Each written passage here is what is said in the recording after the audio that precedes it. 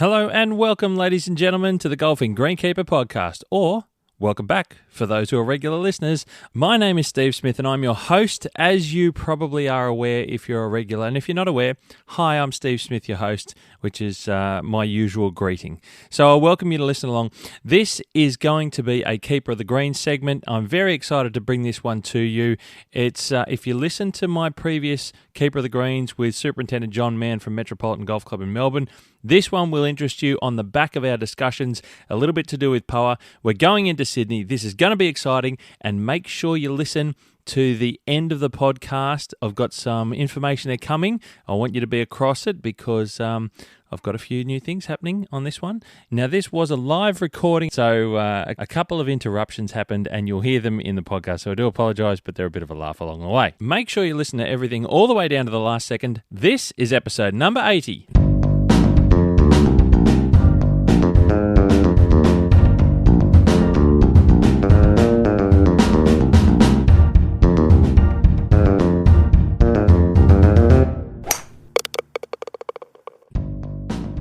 Ladies and gentlemen, a very, very warm welcome to the sponsor of this episode of the Golfing Greenkeeper podcast, Beat Keeper of the Greens, as a welcome back to Colin Campbell's Chemicals. They've jumped on board again as sponsorship in the run lead up to the ASTMA conference, and we come back with Nadeem's Nuggets, a piece of information, the usefulness that you're going to get from listening to this. I have Nadeem on the line. G'day, Nadeem. How you doing? Yeah, not bad, Steve. Yourself? Very good, mate. Now, let's talk about getting better weed control on your golf course. How are we going to do that?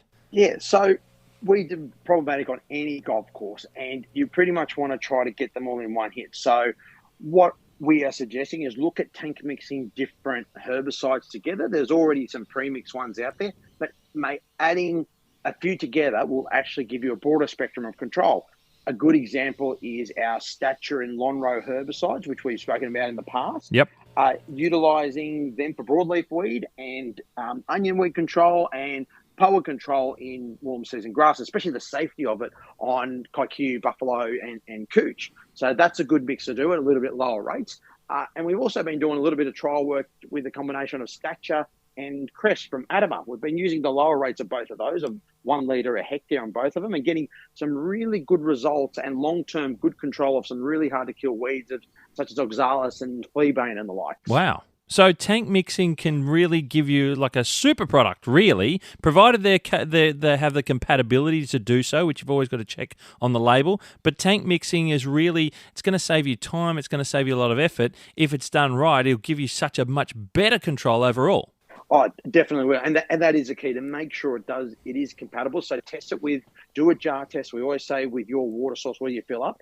Also look at your pH of the water. If you have too much of a high pH, the product will not work very well, and same with a low pH. So make sure you sort of aim for a neutral pH. And we've got a lot of different information on our Knowledge Centre on the website, as well as the tank mix ordering of different products as well. Fantastic, mate. Where do we go on the website? Yep, so just go into campbellchemicals.com.au under the Knowledge Centre, and you go in the turf side of things and you'll find it there. Otherwise, you can always contact me via email. My contact details are on the website.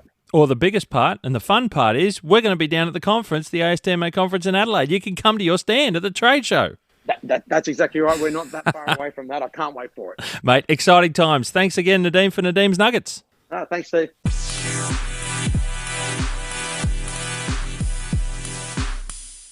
Ladies and gentlemen, I've made a trip to a suburb in Sydney, to the leafy part of Sydney, the Hills District as it is on the northwest of the city itself.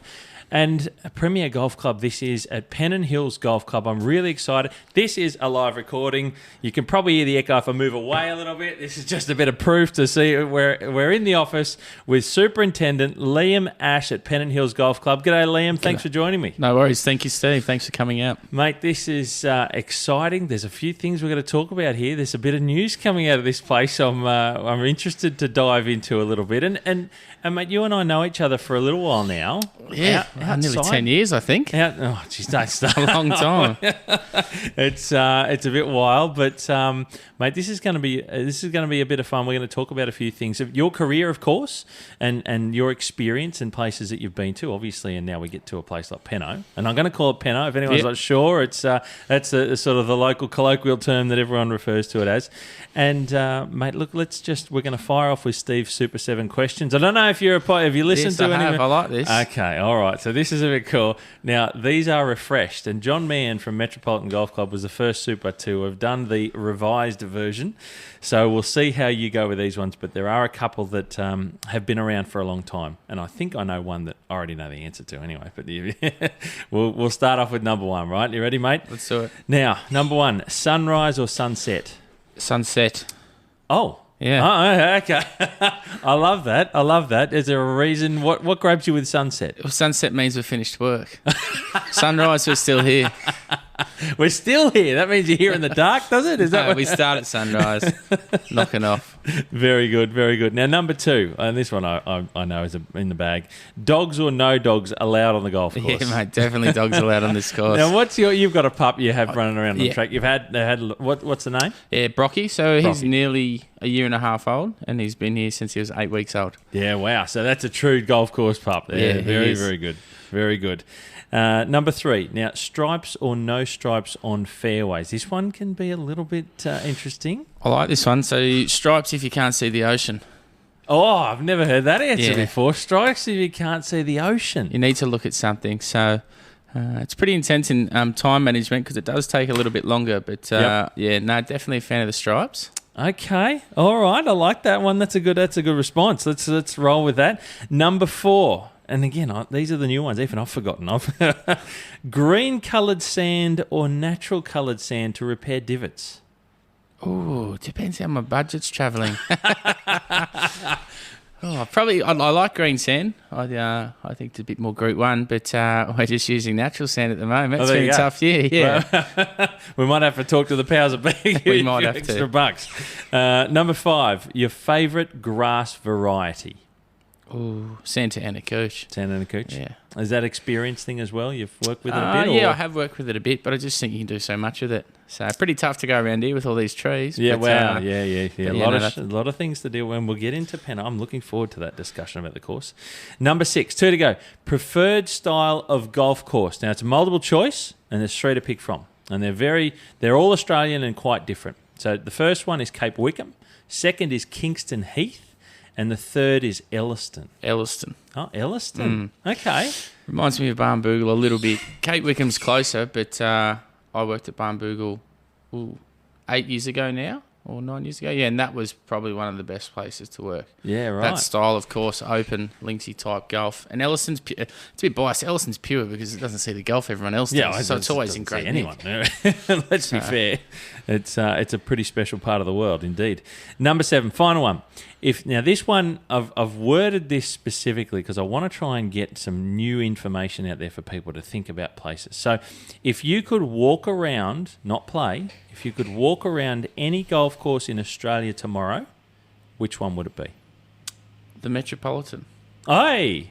Metropolitan, Metro. Yep, Metro. There we go. Throw it. There you go, John. If you're listening, Liam wants to have a walk around Metro. He really likes it. Have you been there? Never. There you go. So that's it, Metro. Very good. Okay, tick of the list, mate. Steve Super 7. Well done. Thank you, Liam. Very good. Now, mate, this is the part of the conversation where we really get stuck into the nuts and bolts of this interview. What we try and get out to everyone so they can listen, whether they're golfers, whether they're greenkeepers, people looking to get a career in greenkeeping is all part of it. Let's share some knowledge. Let's share your experiences, mate, and where you've been.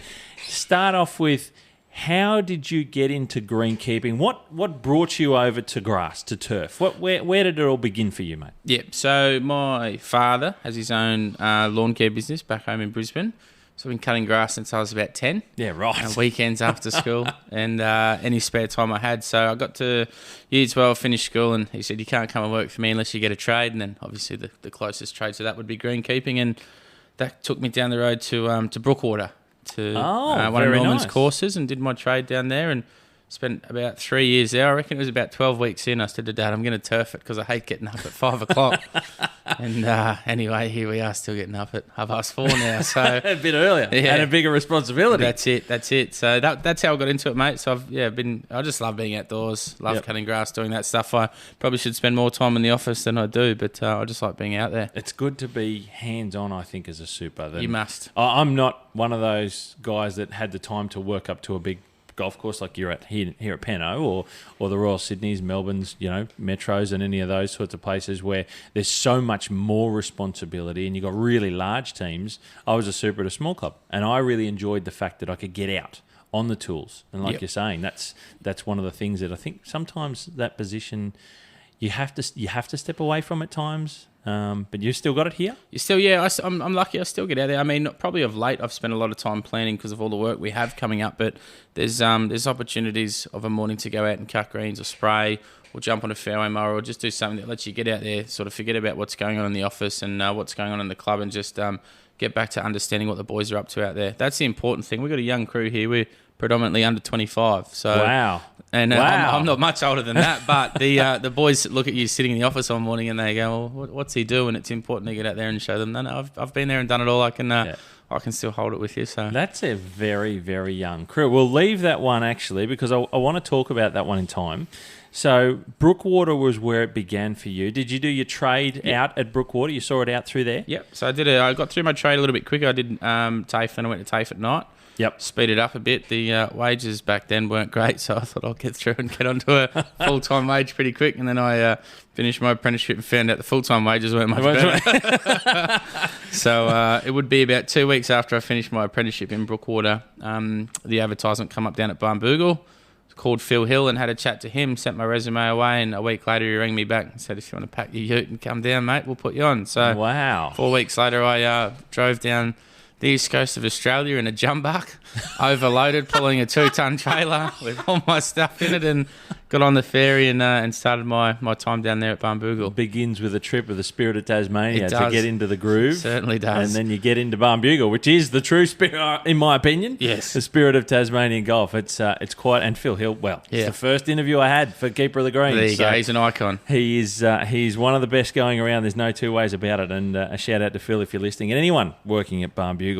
So, okay, mate, you get down, big trip, out of home, first time away from reality. This is all you, right?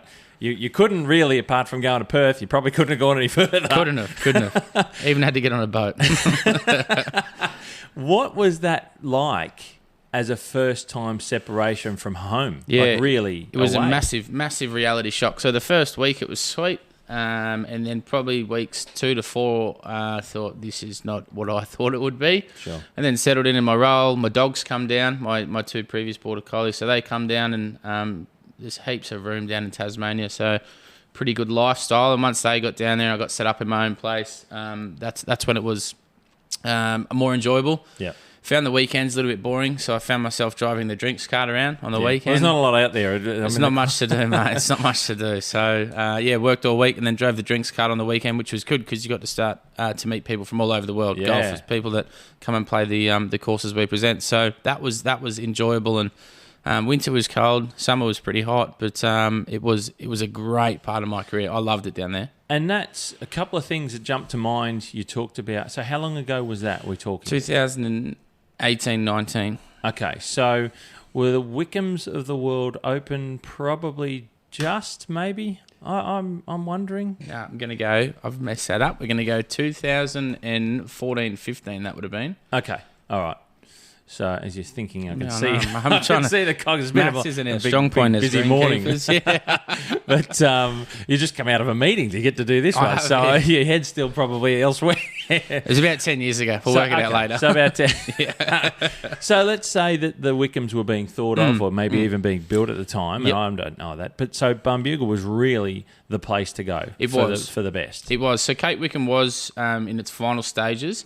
And I was consistently talking to Mike Clayton throughout my time at Barnbougle, who wanted me to come down and work at 7 Mile Beach, which has only now come to fruition probably in the last 12 months or 2 years. So it would have been a long wait.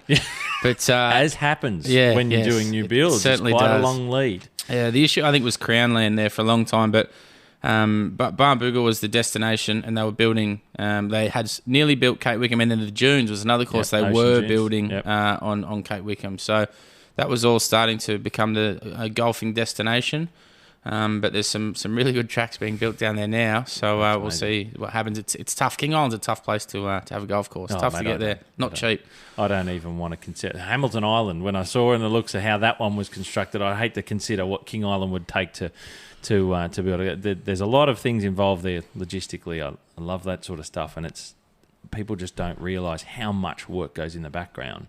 And to do a Cape Wickham and to do an Ocean Dunes, they're monumental builds on their own. Let alone the Barnbugles of the world, which is out of Bridport in the northeast of Tassie. So there's a lot there. So and from a turf preparation and maintenance perspective, this is very different to Queensland. Down in Tasmania. Very different. Doesn't even look the same. So different grasses, cool season grasses. What was that like to then have to learn everything in a sense that you're working on again from scratch? Yeah, so I mean we've gone from Cooch fairways, surrounds and Cooch greens to fescue, wall to wall down at Barnbougle. Yep. And it's a different style of golf. Brookwater's a parkland inland golf course, and that's obviously links golf down there. So probably less is more down there. That's how Phil's been able to hang around for so long. He doesn't have to do too much. So Barnbougle, it's just a beast of a golf course to maintain. But in terms of nutrition, it was, and he taught me probably a lot, is if you don't need to do anything, don't do it. Don't do it just because you think it's the right thing to do or it says it on a piece of paper. If everything looks okay, just leave it. Just leave it alone. And some of that we've been able to transfer back into the courses I've worked on up here, because a lot of people, I think, find themselves following a program, looking at something, thinking they need to tick these boxes, where if you just stand back and go back to what you know, sometimes you don't have to do anything. Sometimes leaving things alone is the best thing you can do. It is, and being able to, you don't have to jump at it. You don't have to throw everything in the kitchen sink. And sometimes I think that's certainly we hear that and see that from pressure from golfers, from members, because they look at it and they go, oh, you got to go, you got to do something. Correct. Do it now, yeah, because it's going backwards. And whilst things can happen fast, they also happen slow, and you've got a bit of time, if you know what you're dealing with, to watch and act slower and more precise. Correct, that's right. Because then there's other consequences. If you're throwing everything at it in a big bucket, and then you go, oh shit, now I've got to deal with other things. And everything takes time with turf grass too, so nothing's instant. Yeah. So even if you are throwing the sink at it, you're not going to see results straight away or even the day after. So, there's plenty of times where you throw the sink at it and you need to, but sometimes it's always important to take a deep breath, have a look at it again tomorrow, and then reassess. Have a measured response. Correct. Yeah, because there is a lot of pressure. And certainly premier golf clubs, Group 1 courses with certain types of membership, private clubs, where there's a high expectation. If things go a little bit off, everyone starts looking very hard at you with a little bit of a glare. You try being the youngest Group 1 super in Sydney, mate. There's a few more sets of eyes watching as well. And that's one of my questions where we'll get to. So let's continue on. So you spend, how many years at Barnbougle was it? Just over 12 months down there. Okay. So learning a lot. Steep 12 months. A lot of things going on away from home. Where did life take you after Barnbougle? So I was working down there and I was just watching. So I wanted to sort of move back up this way. It's pretty cold in winter. I didn't like it. So, and I'm down there for 12 months, realising there's not a hell of a lot you can do as a young person. Not a lot of educational opportunities either. Sure. So I kept my eye out, a couple of jobs in Sydney. I went for one at Asquith, got knocked back, and it turns out the guy that got the job at Asquith left Monash. So I took his job. Okay. So I went to Monash under Paul Gumbleton as the 3IC there. And I worked with Paul for nearly 4 years, or just not quite 4 years. He obviously left and went up to Tevan. And I worked with the assistant there, Ryan. So two really good mentors. Start again. Power bent, Kaikuyu. That's right. Never seen it. And you walk up there, and I think one of the first questions I asked Paul was, how many times a week do you water your greens, once or twice? He goes, mate, it's just power bent twice a day. And I've gone, what? You would have been thinking, eyes be spinning in your head going, what do you mean? Does this guy know what he's doing? He's watering the grass too much. And anyway, here we are now managing a Boa Bent and Kaikuyu golf course myself. But that was great. Got to do my Cert 4 and diploma there. Okay. So I did that, and which really helped.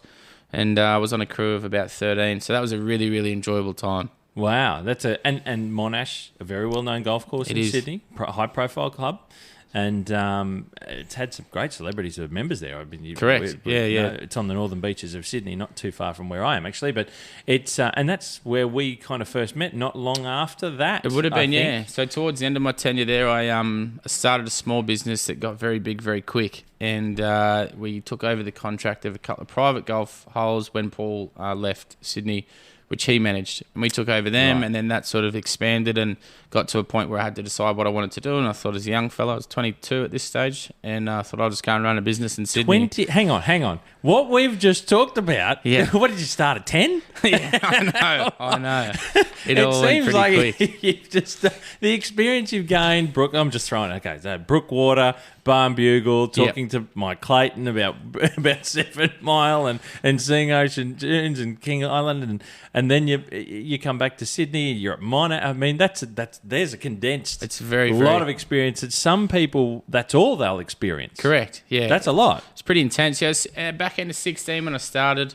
Out of home when I was 18 and a bit, and then down in Barnbougle for 12 months, Monash for just shy of 4 years, I think, and then started. The business started a little bit before I left. It built up over 6 to 12 months, got enough work, and then just went and seen Rob and said, I'm going to give it a crack, which he was supportive of, and that was me for the next few years. So how does it feel, and they're private people's homes, private golf holes, so we can't go into too much detail, but I'm curious a little bit if you can sort of explain what's it like looking after a golf hole in someone's backyard relative to a golf course. Yeah. Like, is there, how much less are you doing? Yeah, how much more are you the doing? scope or the spec we followed was it wanted to be in play in the best condition it could be every day.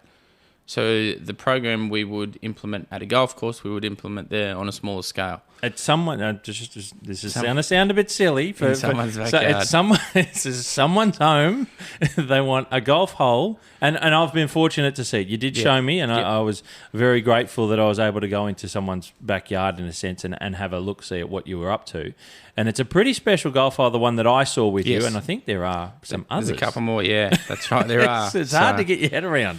But they're so top quality presentation of a golf hole in someone's home, like it would be in a premier golf course. Correct. That's incredible. It's nuts. It's just crazy. So, was that a pinch yourself moment looking after someone's pride? This is the sort of thing. When I first heard about it and we met and went and had a look, it was almost like we're somewhere in America. It felt like that. It felt like one of those courses surrounded by rock in Arizona or sort of Central America, where it's you can't compare it to anything. It's so unique, and it's like, as I said, it was a privilege to work there, to present the property every day. And the owner at the time, he was lovely. He became good friends. We still talk to this day. He's gone and purchased a 9-hole golf course, so obviously really liked it. Wow! So he was great. And then obviously, if you're working in an area like that, there's obviously quite a lot of money up there, and you get people flagging you down, going, "You're the guy that does this. Can you do this, and that's where it all started. So you got a bit of a name for yourself looking after private golf holes. Correct. And that's pretty cool. Yeah, it was cool. I mean, I was very lucky and fortunate to take over that from Paul. So it was in great condition when I took over. And, me and Paul are still great mates these days. So we were talking once a week, and he would always pop in when he came back. So I was very lucky and fortunate to be able to do that. And then it was up to me to make a fist of it, which we did.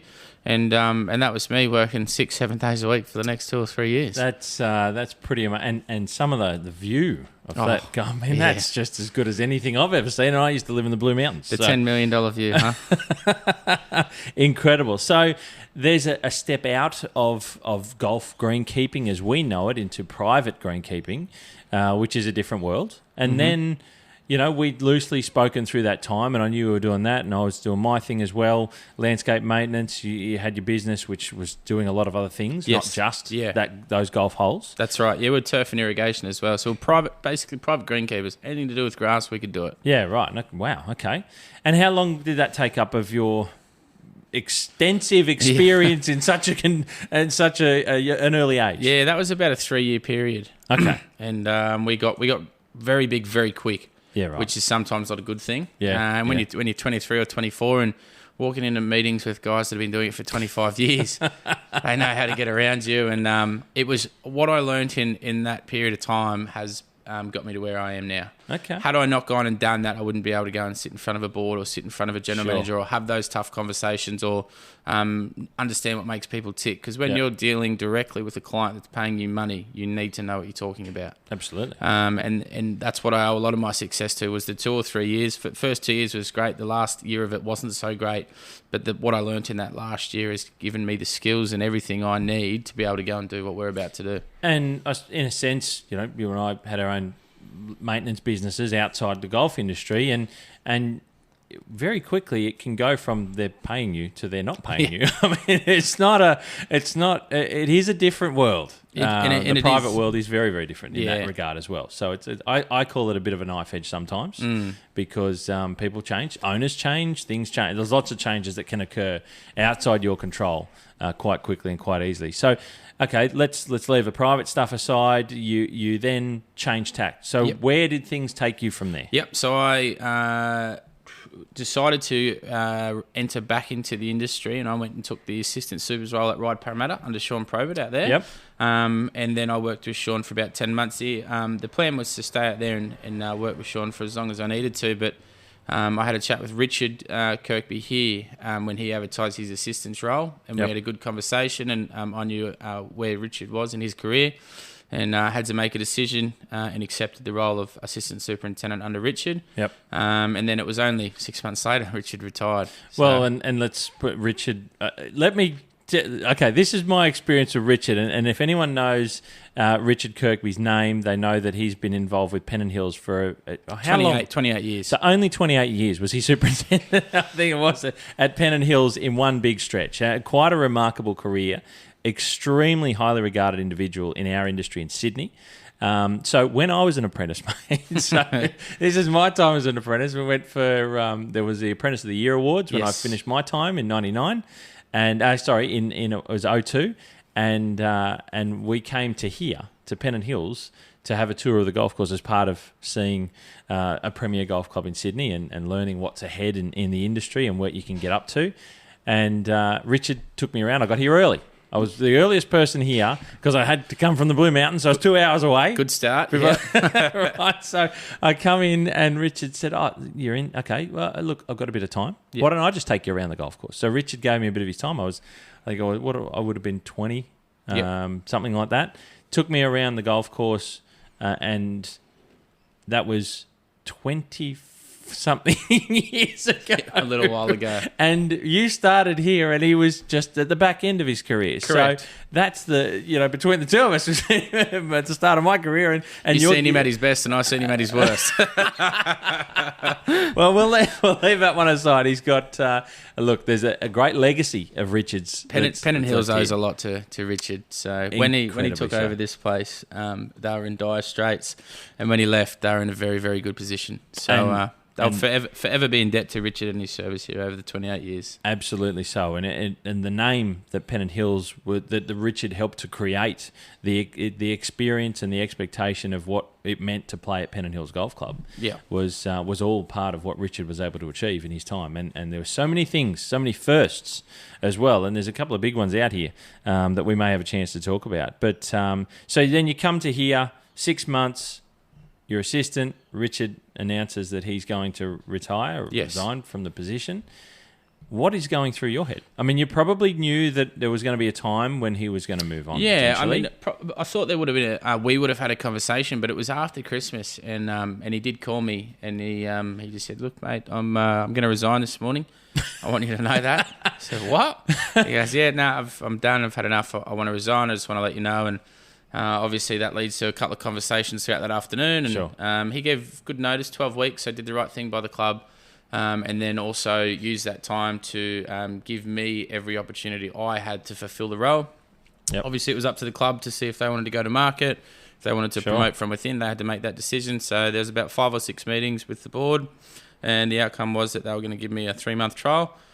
And then that was about 2 years ago, so I think I passed, and here we are now. So I was very fortunate that they just basically handed me the keys to the castle, and they said it's yours to lose, and so far so good. So we've been able to do what we need to do. We've rebuilt the team. We lost a few guys when Richard left, which I think the club Sure. had to. We've been able to rebuild now, so we're up to 14 full-time equivalents, and we've maintained that level for about 18 months, which is the longest we've ever been able to sort of retain staff here, which is huge for us. Okay. That's huge for the industry at the moment. For any it's tough. Yeah, absolutely. So a point that you just mentioned then, the keys to the castle. Mm-hmm. This is quite a castle. It is. It's a beast. And I'm going to ask you again, how old are you, if you don't mind? Yes, I'm 29 now. 29. Yep. So keys to the castle, one of Sydney's premier golf clubs that's got an incredible name, and there's a lot out there that is of extremely high quality golf to be played on the turf surfaces. What's running through your mind? You're a young super. You get the castle key. This is not a golf. This is not just any club. What sort of privilege, I suppose, or how was it feeling? Were you like, this is finally the moment for me that I've worked towards, of all the travelling I've done and all the Correct. experience I've gained? You obviously wanted to become a super at one point. Yep. Did you think this would be your first posting? Yeah, no, I didn't. No, and I didn't think it'd be this early. So there was probably a reflection moment one afternoon where I just sat there and realised all the things that had gone really, really well and the things that didn't go so well. And you start to understand that sometimes you put in positions for a reason. And I found myself in a position to take over a club, having gone through the last 5 years of whatever may have happened. And you just you go, you're meant to be where you're meant to be, and you just take a deep breath, and it's no different than taking over someone's private golf hole. Yeah, okay. It's just a bigger scale, right? So you just go out, you cross all your T's, you dot your I's, you build a good team around you, you surround yourself with good, loyal people, and you move forward. You know, you don't have to go and do it all yourself. You just have to lead the team. So that was it, just day by day. Made sure I had good communication with the board and with Barnaby, my general manager, and I was able to put my 2 assistants on. Yep.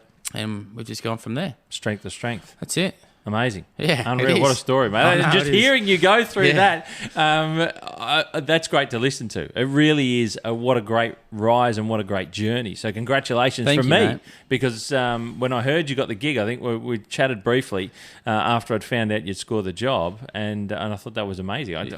What are you doing there?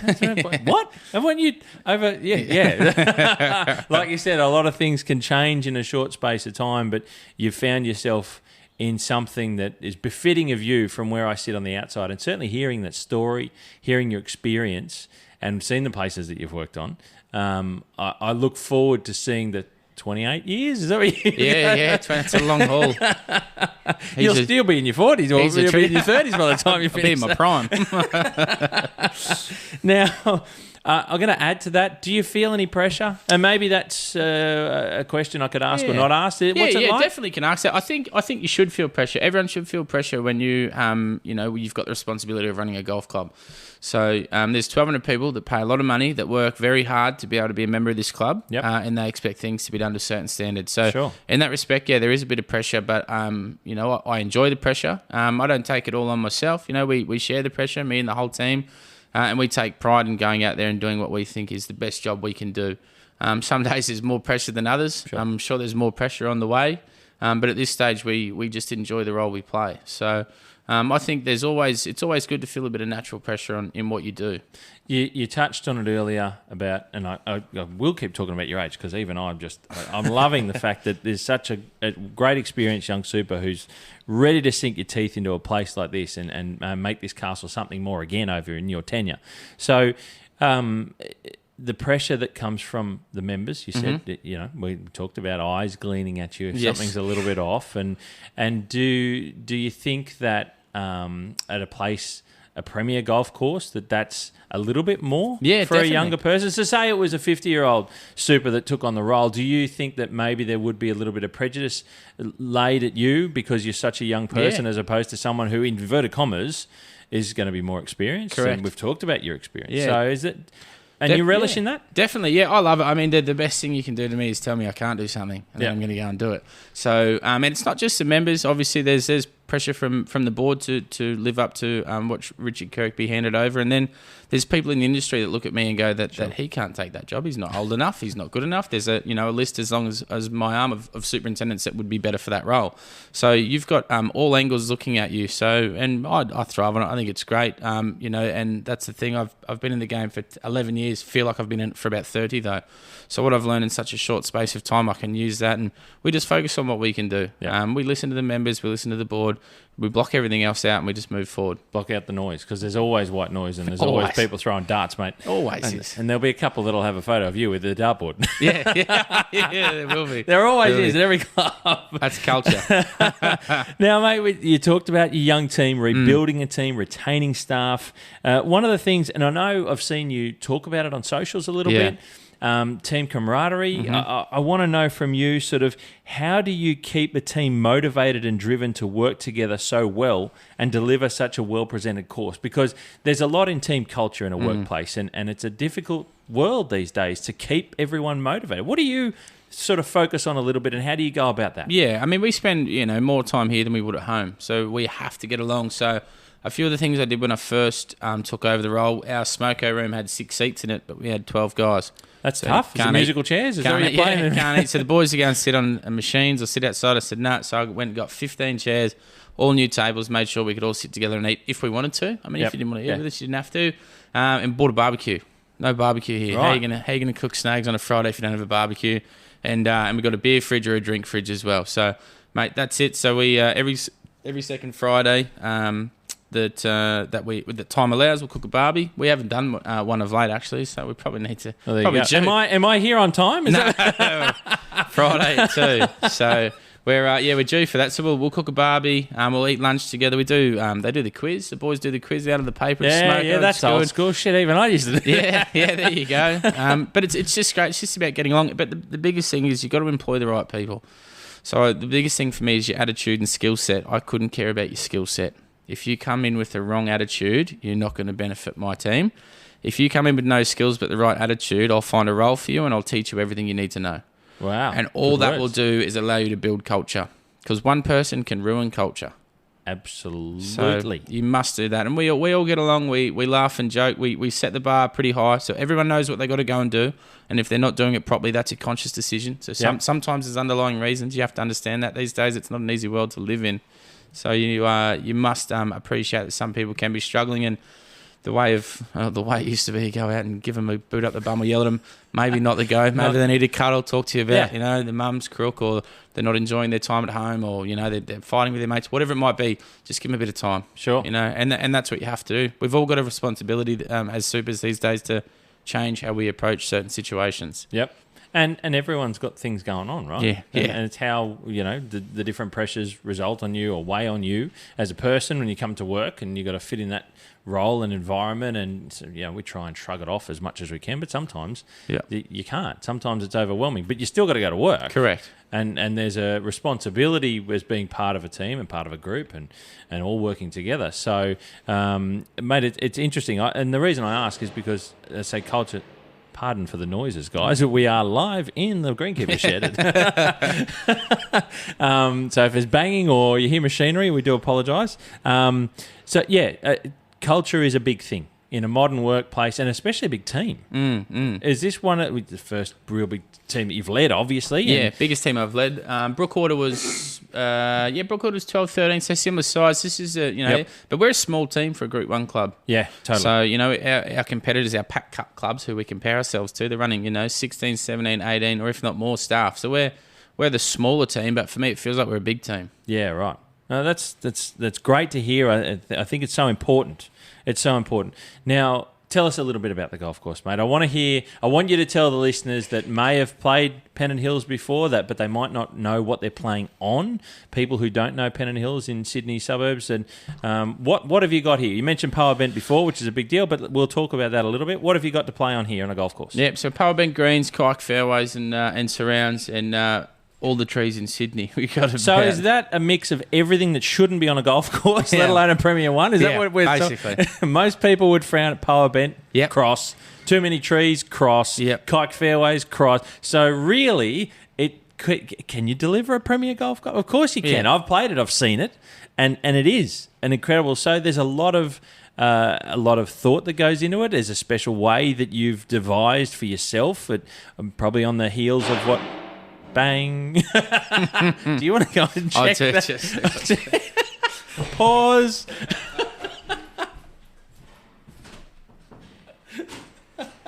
Hey, filming a podcast. Filming a podcast. Right, back to it.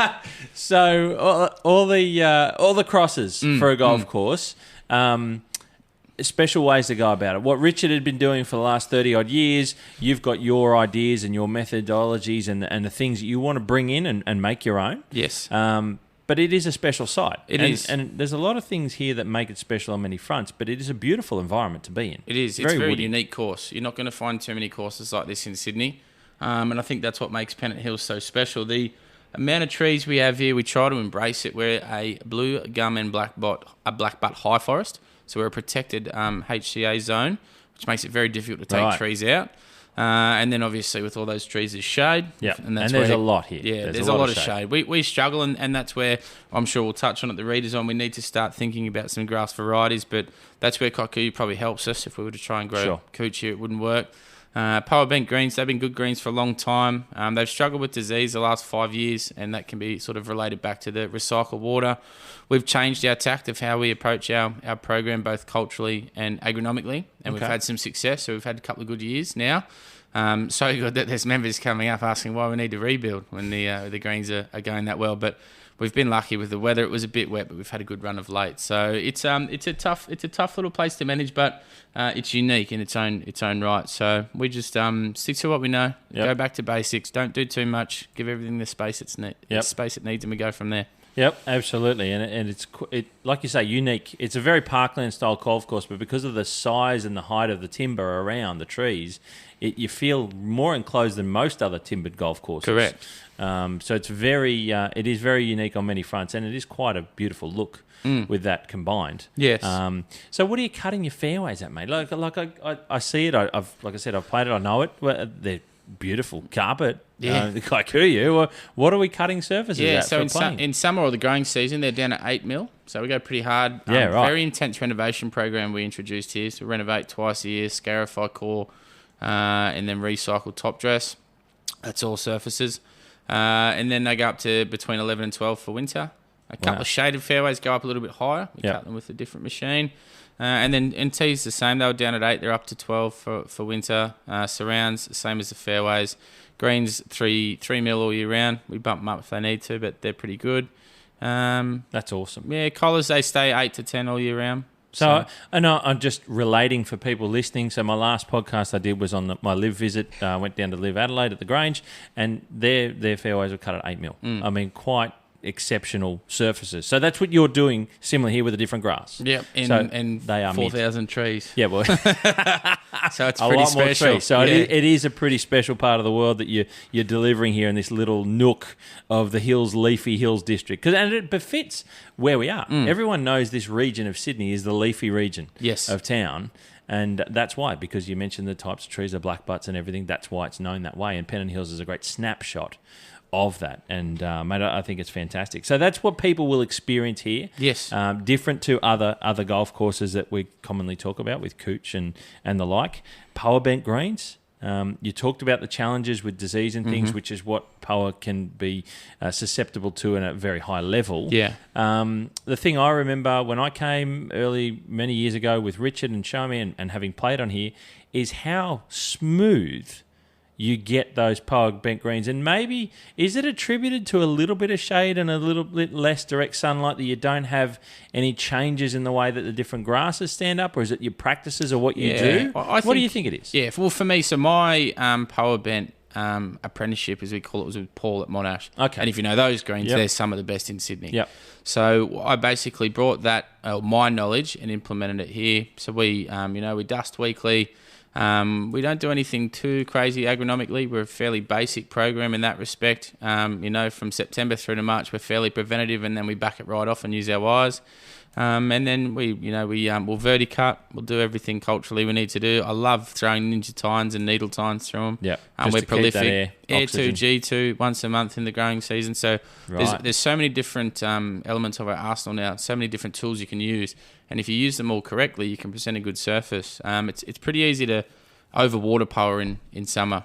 Sure. Yeah, so we drag a hose, me and there's 3 senior assistants here, so we all spend a bit of time on a hose through summer to do the best we can, and that helps. Yep. The less water you put on, the better. Sounds funny, but that's how it is. Yep. So we really make an effort culturally, agronomically, and then also with our water. That's absolutely. And your water, people may or may not know that are listening. This was the first golf course in Australia to have its own. I don't even know if it still is. It could well be water recycling plant. Its own on-site water recycling plant, which is pretty amazing. Yep. And when it first was opened and commissioned, a lot of the industry came to see it. It is still quite a remarkable thing to have.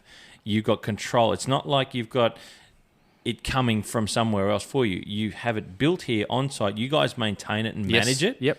And it's to Class A plus water. Is that right from memory? Yeah, so one step below drinking water. Right. So that's pretty amazing. Yeah. So there's no restrictions on use, is there? In terms of what time of the day? Nothing. And things like that. No. So that's where things are at in terms of its location as well. Yes. Because you do have a creek, Devlin's Creek, that runs through here. So there's obviously things that needed to be ticked to make sure that everything was safe to do. So quite an impressive use of water that you're not drawing on like it did for many, many years, town supply. Yes. At very, very high expense to the club. High expense to the club still, but it's recycled water. So environmentally, this is a great thing, a great use of water. Yeah, and it's sustainable. So obviously, we collect a sewage from 88,000 properties. Is that all? Okay. A couple of schools. And we turn that into to irrigation water. So managing a Group 1 golf course is pretty tough. And throwing to that, you've got to manage your own water recycling plant. It can get pretty full on and pretty long some days here. So it's at 15 years old now, so it's starting to show signs of needing an upgrade in a lot of major areas. Sure. We've had, the last 6 months, some really big breakdowns over there. We've been lucky with rainfall. Yes. We've touched town water maybe twice in that period where we don't have to use a lot of it. And we're actually programming boring from North Connects. So we're going to collect around 300,000 litres to 500,000 litres a day from the North Connects tunnel and use our existing infrastructure to store that water. So that will be able to let us drop our water recycling plant back down into low production. That's astonishing. So North Connects, because I love all my engineering and all these things. So from memory, North Connects is, even with the other tunnels open, I'm pretty sure it's the longest tunnel in Australia. Still, I think it's about 7 or 9 kilometres. Yeah, it's a decent length. They hit something when they were boring. They've got so much water that comes up. Right. So they're literally pumping. So they need to get rid of it. Well, they've got a reverse osmosis plant across the road, and they pump into the creek going the other way. So they pump, and that's very high quality water. Probably too good for a golf course. Yep. Where we would apply it and it would strip the profile. Yep. However, if you combine that with the water that's probably one step below where golf course water needs to be, you're getting somewhere near town water or drinking water. Yeah, right. So that's our goal, and that'll be commissioned and probably completed by the end of next year. Wow. And that'll make make our lives a little bit easier and put a little bit less pressure on a plant that's getting a little bit older. And water has always been a thing, certainly for a long time before the on-site treatment plant has always been a thing around Pennant Hills because you need it to deliver high-quality services, and the question mark always overhung the club for as long as I was growing up, that, they use a lot of town water and, it's all our drinking water and they don't need to do this. But to use secondary use water and grabbing it from the tunnels, which they've got to get rid of, and you can, get the access to that. That's all these things are great secondary uses of water. Correct. So, and I think it's in the best interest of not only our golf club, but North Connects too. Like, sure. They're treating the water and it's going straight into a creek. Where if they can repurpose that, they're helping us, we're helping them, and then I think everyone's doing their bit for the environment. We're not touching town water at all. Yep. I think so. You're fully self-sufficient. You can maybe present a slightly better golf course because you've got better water. Obviously, that dictates a lot of what we do here is the recycled water. So that's an exciting project on its own. Wow. Lots of water to go under the bridge per se, but we will get there. It's in final planning stages. So that's very impressive. North Connects is an impressive piece of road in Sydney's infrastructure, and if you can tap into that and utilise the water from that, that's amazing for the club overall and for the golf course, mate. Well done. Good to hear that Pennant Hills is still across water and still making sure that they're leading the way. I love it. Now, we touched, I guess, a little bit on the site characteristics of the course. We talked about the timber, the trees, the surfaces. it's quite an undulating piece of ground. It is. Because Sydney, a lot of people may not realise, you go to Melbourne, it's quite flat. Adelaide is dead flat. And with that small undulations around the Cups region and the Mornington Peninsula, and then you've got the sand belt. But in Sydney, certainly on the north side of town, we can be quite a way above sea level. When you rise up to St Ives and other places like that at Terry Hills, and even here, there's a lot of undulation. You're getting up, hence why tunnels work so well here. There's a lot of ground. There's a lot. You've got Devlin's Creek. That's a huge little mini. I say huge. It's a huge creek, mini gorge of like. And am I correct in my memory that Pennant Hills finishes with a par 3 on 9 and 18? Correct. So the same as the lakes. Yes. Most people frown upon finishing a golf course on a par 3. But both nines finish on par 3, so unique across Devlin's Creek. Across Devlin's Creek, that's right. And both your 1 and 10 are across there to commence your 9. That's right, and they're big driving par 4s. They are. To get away, you just boom your drives down there, and you might reach the height of the timber at the top of your trajectory. If you're lucky. It's quite a unique piece of ground. So, and how does that... What sort of things? The creek, it's quite deep. Yep. It's a smallish creek at the bottom, but it's quite a deep cut. Yes.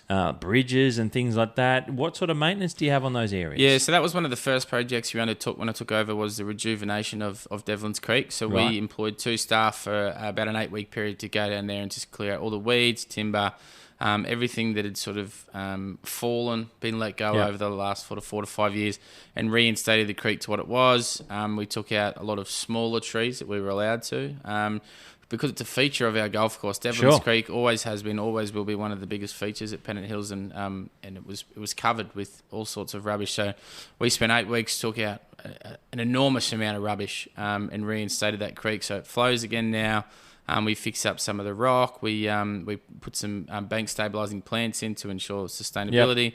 And now from the clubhouse, from all angles, you can see the creek at a few different locations. So. And there's been a lot going on in Pennant Hills. You talked about that rejuvenation. There's things we're going to mention very soon about the golf course.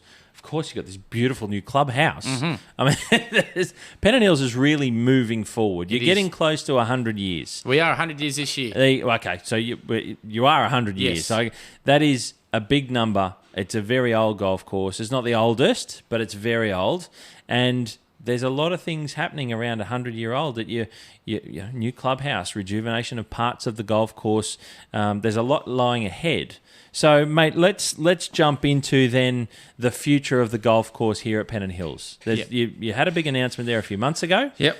Tell our listeners of the podcast what that announcement was. Yep. So we engaged the Gary Player Group to do a master plan for Pennant Hills to present to us in order to go through and rebuild 18 greens and some tees. And recently that's been approved, and we've engaged a player group. And our architect, Phil Jacobs, is finalising his 18 detailed designs, and we'll be starting work on some temporary greens in a spare hole November this year. Wow. And straight into the master plan June the following year. So June 2024, we commence. We've got 6 stages over 3 years, and at the end of 2027, we'll have a brand new golf course. Wow. That will... Correct me if I'm wrong. Is it the first golf course in Australia for the player group? First Gary Player design course in Australia. Wow, that's a big call. It is. It's a big signing. It is. Something a little bit different, away from what we are used to hearing about in the names of the Tom Dokes and Renaissances and Gil Hanses with Royal Sydney. It's a bit of a step away from even our local guys to maybe try something different. Yeah, I think Pennant Hills is a unique site as it is, and I think they wanted to do something unique. They wanted something different, and that's what they've got. So we're really happy with the design. We're finalising a few holes in the coming weeks, and we've actually got Phil back out here at the end of this month. Wow. And that'll be the handshake deal done. Let's get buckets in the ground. That's ready to go. Mate, so I go back to your career. Yep.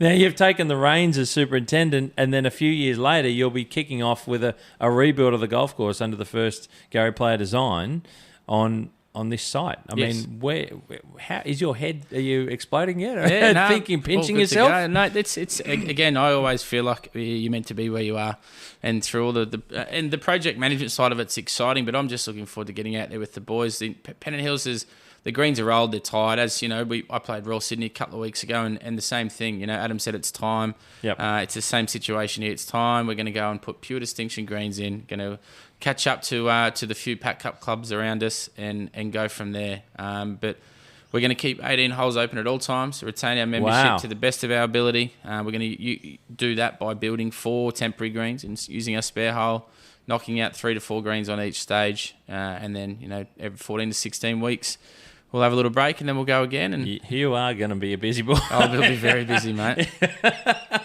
I look forward to seeing this unfold and some more detail when you get some plans up with when all the planning is out. Do you know that there's been a little bit of design changes, minor efforts? I know Jim Wiltshire has done some work here in the past, and I don't know who else may have over the years.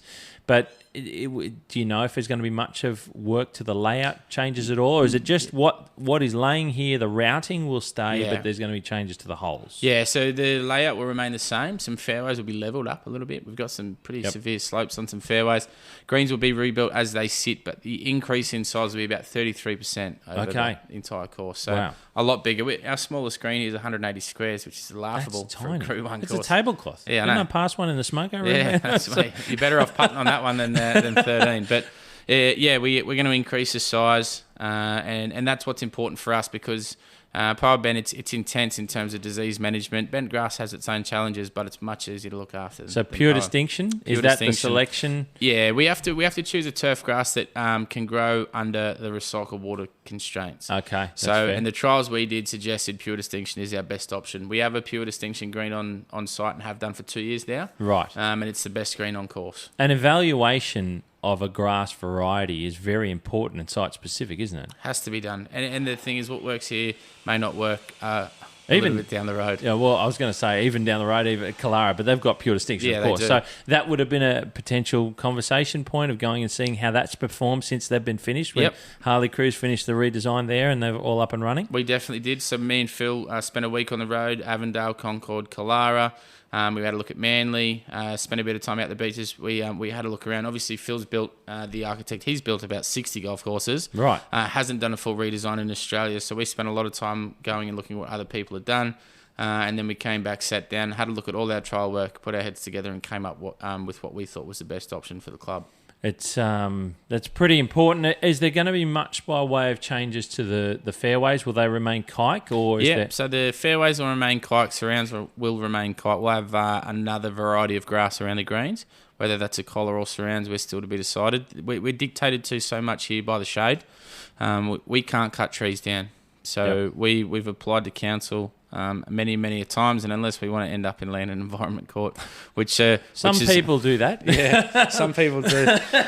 Not sure we have the financial backing that club does after their 6 years in land and environment, but we have to be very careful how we go about it. We know Kikuyu works here. Yes. We need to embrace that. We're going to go pure distinction greens, and then our collars will decide what we do there.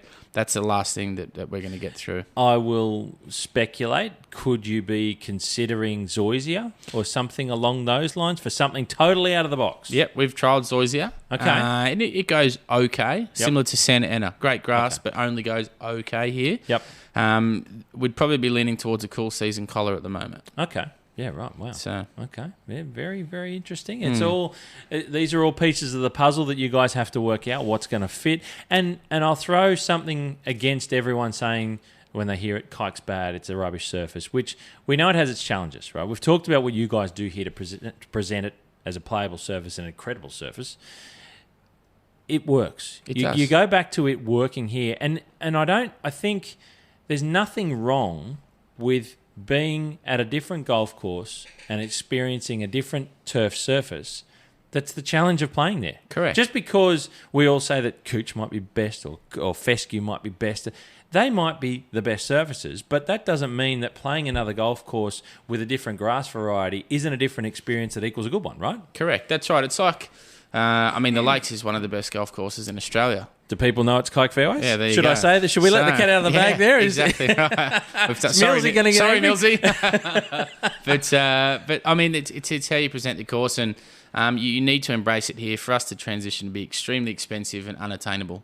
So we embrace it for what it is, and I think we can present a pretty good surface, probably a better one than we do now once we rebuild, and that's the way we're going to go. So bunker work. Mm-hmm.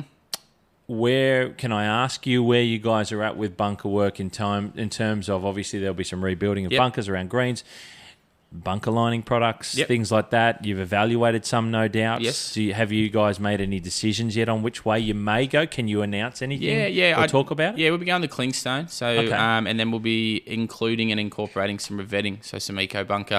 Nice. And that's all at the recommendation of the architect. So Phil, he's got some pretty cool looking bunkers out there.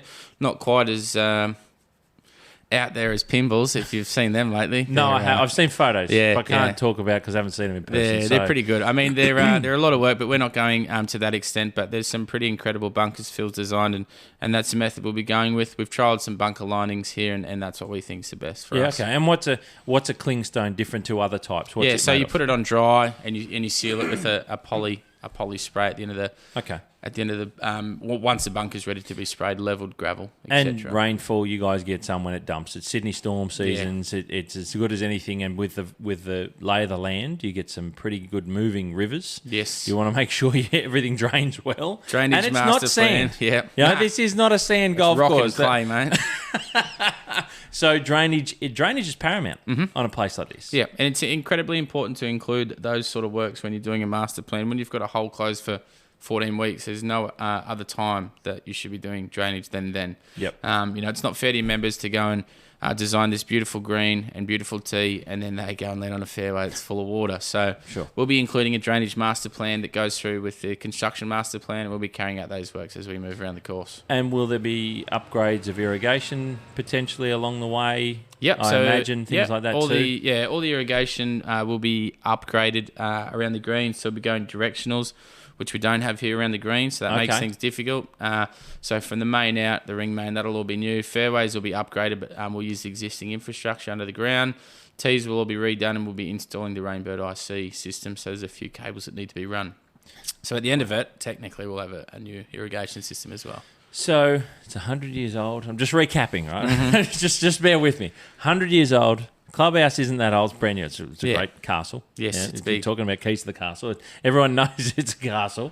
We've got a golf course that's going to be rebuilt. We've got, new irrigation system going. We've new bunkers coming in. There's a lot young team, new super. I'm ticking lots of boxes, mate. This is a big page turn for Pennant Hills Golf Club, isn't it? Really huge period for Pennant Hills. The next 5 years are really going to put Pennant Hills back where it belongs in terms of its standing amongst golf courses in Sydney. And of course, and I do say it, and I don't say it in any detriment to anyone, but there is a sense of keeping up with the Joneses in a way.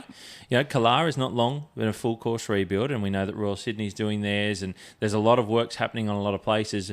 But Pennant Hills has sat. Yes. The golf course hasn't had a lot of new changes or new improvements. And you talked about the ages of the course itself. And I know it's been on this land. This is the block of land from when Pennant Hills started. Some golf courses have slightly adjusted theirs, and Kalara's had different paddocks and things moved around that they've expanded to. It's always been here. Always been the same. So it's the routing's very similar, if not the same, but 100 years on this clayey, rocky piece of ground. That's it. With a big creek gorge running through it finally... Good for an upgrade, right? Yeah. It's a big call for the club. Yeah, huge. It's a lot huge of investment. Step forward. And it is. It's not. I mean, no master plan's cheap. No. But when you commit to a project like this, that's what you're committing to. You're committing to the future. You're making a commitment to your members to provide the best services you can, and you're also trying to create an element of sustainability. Sure. Where you're not, throwing good money after bad money trying to present a course. When you can upgrade, you can get all the infrastructure, you can reduce your chemical usage, you can make very, very good improvements, and in 5 years we'll be doing this again, and we'll have a talk about the new track. That's right, it'll be great, and the environmental side of things, and we know that that's a big part of how you maintain a golf course here in this environment, the local environment. I think Pennant Hills has always been a leader in the water, and we've talked about that. And I think all the decisions that go along with rebuilding, there's that thought in the background of where you sit in the local environment, because it is a beautiful part of Sydney. It's very important. Yes, it is. Well. And on the environmental side of it, and that was part of my explanation to the members that said, what do we need to rebuild for? And if they knew the amount of chemical it takes to keep that smaller 180 square metre green disease free through summer, they'd be shocked. And they're my guys going out there, exposing themselves to those chemicals, spraying those chemicals, them chemicals that at some point would be entering the environment some way, shape or form. So from an environmental standpoint, it's our responsibility to do what we can to reduce that. Yep. And that's exactly what we will be doing. By increasing the size of our greens by 30%, we'll reduce the amount of chemicals we use by about 25%. Wow. So when you think about it, we're really making an impact on what chemicals are being applied to the golf course. And is that because of the grass variety that Correct. you'll be moving to, and it works in concert with your water type that you have to play with? All these things, like, you know, your water type that you've got and your greens that are the best part of 60 years old or whatever they are, the surfaces, I mean, that's not by choice. That's just how it's formed. You're Correct. going to move forward by choice. Yeah. So you're finding a solution that works best combined to give you the best outcome. That's right. When we go out there and hand water our greens, we're putting 34% salt, direct salt, straight on our surface. And when you start talking about turf grass, that's just a complete no-no. That's what our recycled water does. When combined with our soil, 34% iodized salt. Okay. So, and then when you start looking at that, what are you doing to your plant? You're pushing it backwards. How do you fix that? You put out fungicides. You've got to look after it. And brand new profiles, a new type of bent grass on them. You know, you're going to start to reduce all that. Obviously, North Connects is going to reduce that water issue as well. So there's a whole combination of things we're doing to try and make Pennant Hills more sustainable and more environmentally friendly, and also a bit of a safer place for my staff to work. Of course, and that we're always focused on the people side of things because it is a workplace. They're exposing themselves to it every day, the same as anyone else in any workplace. So that's a key is looking after your people, and the club's responsibility of looking after the staff. Yeah, that's right. It's a commitment, and I've got a great team here. I've got some guys that have been here for 15 years and some guys that have been here for 5 weeks. But we're very lucky that we have a crew here, and I'm looking forward to taking them all on the journey with me. I hope they all hang out and stay because I need them to. Well, with what it lays ahead for Pennant Hills, mate, it looks like they're going to want to be part of the journey. I think anyone that shows a level of commitment in the industry and to themselves of becoming a better greenkeeper, you want this experience. This is what really helps you grow with experience, and it doesn't happen to everyone. Not everyone is afforded the opportunity to go through a rebuild, certainly at a premier golf course, that is going to do it in a way that Pennant Hills will. Correct, that's right. There's a lot of guys out there that are 30, 40 and 50 years old that have worked on a lot of golf courses but never been able to construct a new green. Sure. So that's what I tell the young guys here is, get through your trade, hang around, let's do this next 3 to 4 years together, and you have done absolutely everything you can in the industry. From your trade to construction, you can go wherever you want, do whatever you want. You can go and build greens overseas. You can go and work at golf courses overseas. You can go and do that in Australia. But you have ticked, a lot of the boxes you can tick in this industry, which a lot of people don't get to. Yep, absolutely. It's a wonderful stepping stone and an experience afforded to the team should they choose to be part of it. And who knows, you may well need some more people along the way. We certainly will, don't you worry. Well, anyone listening, if, keep your ear to the ground. Definitely. If you're in Sydney, knowing that this is coming, Gary Player Group Design. So it's a big step, and it's the first one ever in Australia. So, mate, great stuff, Liam. Look, I'm going to let you go. I've taken up so much of your time. Right, it's been a long time getting this one done, and mate, on my part, it's been difficult with a young fella, and I'm glad to finally be able to come here and do it. So it's great to be in this beautiful part of Sydney, and thank you for your time, mate. Great for you to be able to open up on your career. Yes, thank you. And let us hear about that and your journey through your career. And anyone listening, and I've had people contact me about becoming a greenkeeper, and some people have had chances to become that and have taken those jobs on. And it's great hearing from people like yourself. Yeah. Those sorts of. If anyone's able to do what Liam's done, just let me know. Cause I think there's only one. I'm very blessed and very fortunate. So, mate, look, you're leading a great team here. There's a big future ahead for Pennant Hills. There always was a great future ahead, but this is a big step. Yeah. That I think it's probably been overshadowed by a lot of the other work and a lot of the other announcements around town. That's with okay. the Royal Sydneys We'll of the just world. do our But thing. hey, That's all you good. guys do your thing, and I think it's great to hear what the future holds, and I look forward to us following it, mate. I'll certainly be watching and everyone listening to follow it on. So thank you so much, Liam. Great to be part of the golfing. I appreciate you being part of the Golfing Greenkeeper podcast. Not a problem, mate. Thank you.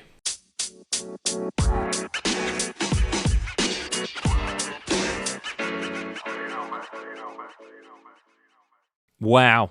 what a champion bloke Superintendent Liam Ash is at Pennant Hills Golf Club. Look, what a great posting. We had a great discussion, and it was great to broadcast live. It's a little bit different. There's a few things that can happen, as you know, as you've heard. We had a good laugh and a good catch up. And look, there's a great future ahead. 100 years at Pennant Hills Golf Club. So there's a great bit of history there. It is a wonderful golf course, very unique, and probably very Sydney-esque as well. If you think about parkland-style golf courses that Sydney is quite well renowned for. And look, if you get the opportunity to play it, you will love it. And look, Liam and his team, young team as you heard, have got a great future ahead of them. We're really looking forward to seeing and hearing how that course redesign goes with the Gary Player group and what's involved and what's going to be the outcome. Very exciting times for Pennant Hills Golf Club and certainly for the members as well. So looking forward to it. Thank you to Liam Ash, Superintendent Liam Ash there from Pennant Hills. Had a great time.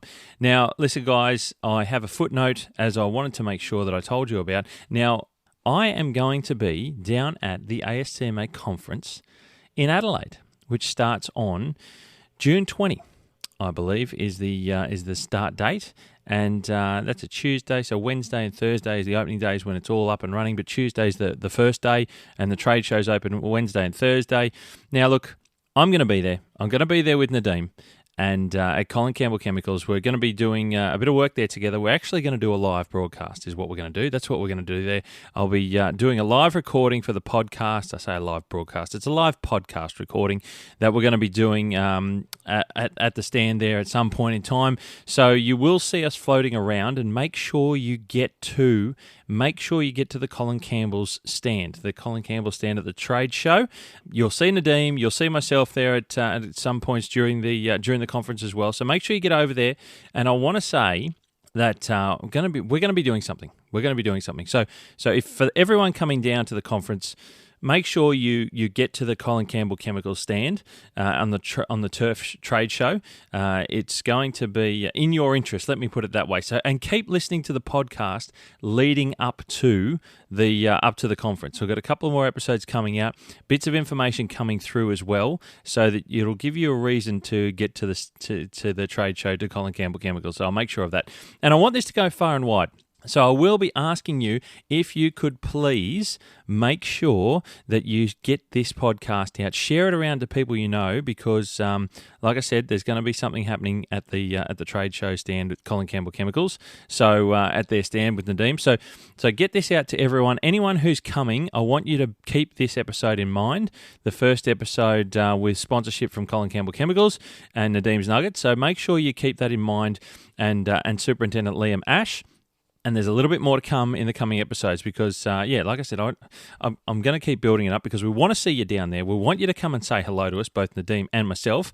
And we want to do some photo bombs. We want to take photos with you guys, the superstars of turf in Australia, and down at the conference. So everyone and anyone who's going, and if you're not sure if you're on the fence, make sure you get to the trade show. It's we'll be down there. It's worth going to. And if you're not sure about getting to the conference, look, sign it up. Get on with it.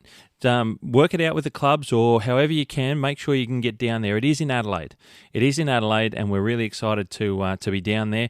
And I want to see you there. Nadeem wants to see you there. We want to see you there at the Colin Campbell Chemicals stand. So make sure I'm going to keep saying it. Make sure you get down and come and make an appearance. Say hi, and we'll get some photos with you. It'll be a lot of fun. Good to catch up. Good to meet people. And I'm looking forward to finally catching up with people that I've interviewed on the podcast and people who have listened to the podcast. I want to be able to say hi, take some photos. It's going to be a lot of fun.